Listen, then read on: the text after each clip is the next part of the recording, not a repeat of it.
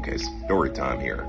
So I don't talk about this very often, and someone mentioned to me recently that I need to share my story more. And so I just want to briefly tell you, people see where I am now. I'm a coach, I'm a speaker, I'm in front of large groups of people, I'm constantly talking and motivating and educating people. And when I say that when I'm up on stage, I always have to pat myself on the back, because 10, 15, 20 years ago, I would never even put a foot on the stage. Fear of public speaking was such a real thing in my life, and it hindered me from growth. And as I've been talking about lately, growth and comfort can't coexist. You have to get out of your comfort zone.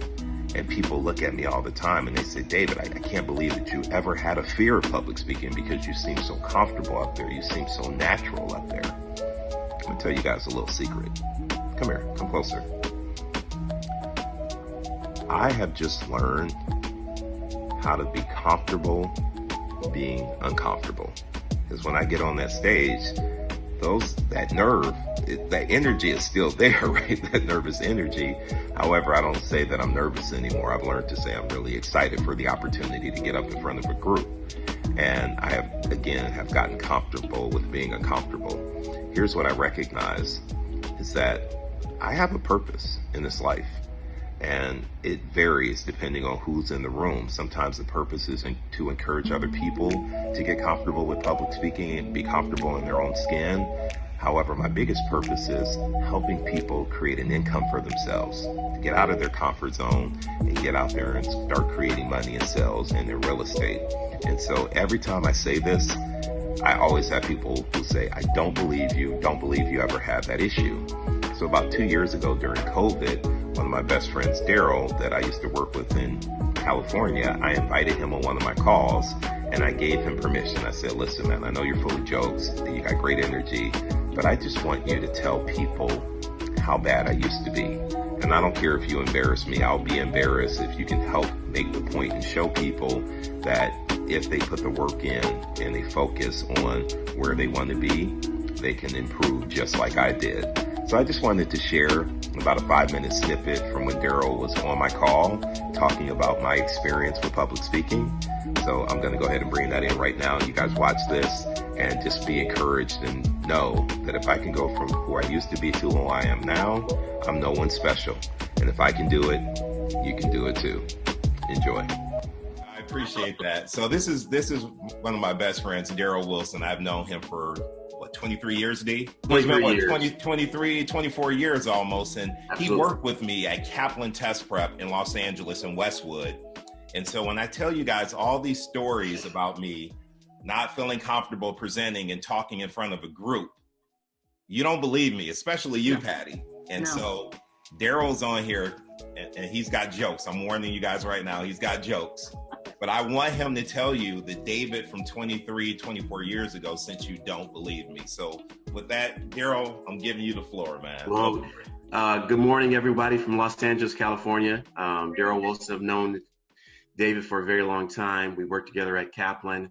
And, you know, believe it or not, David was terrified of talking. In fact, when David and I worked together, David was the numbers guy. He would run the number, and all the information was given to me, and I had to get in front of everybody to speak to the teams of different, and we had people from Hawaii, people from Colorado, New Mexico, California, all of Texas. So all of the regional managers from all those locations would be in a room, and we'd have to present to them sales, numbers, metrics, and when David would just give the information to me and stand behind me. And then when he did talk, he had on this polyester blazer. He was sweating. He had this sweat. He was sweating and nervous and talking and stumbling. I'm like, he was the worst. Okay. And then not only that, he would overheat every minute because of the polyester blazer that he got from Ross Dress for Less. Okay, the Ross Dress for Less blazer was itching him. He was sweating. He was nervous. So it was brutal. So it was really, really brutal. Extremely, extremely nervous.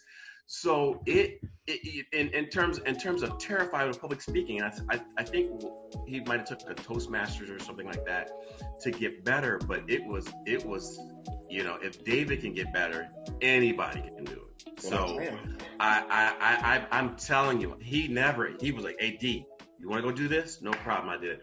I studied radio and TV and speech in college. I worked for Kaplan. I worked for National Geographic for many years. Was a consultant of the year for Nat Geo. Now I'm with another company. I speak at universities. I've been on TV shows, radio shows, all over. So I do that. But David, he's a pro now. You guys see him now. He's a pro. You see him on Instagram. You see him on Twitter. You see him, doing push. Phenomenal. So if he can do it, you can do it. And we used to do calls that we had to call people on the phone in other parts of the country. So what do you do when you do that, right? You got to localize it. We have to localize it. So make it, personal. So you don't sound too salesy. So we were able to do that, over the years. And seeing David now compared to what he was before, I mean, I wish I could videotape it. If I could show it to you, we could package that like push. We could package that and sell that to HBO, and none of us would have to work. We would just take all the residuals off that comedy skits of him getting in front of people. None of us on this call would be working right now. We would be living in our dream house, and the residuals would be coming in. It would be like a Netflix special. If you showed him up on stage and with those blazers and those Spectrum or Cox cable boots on, he had these boots on with his jacket.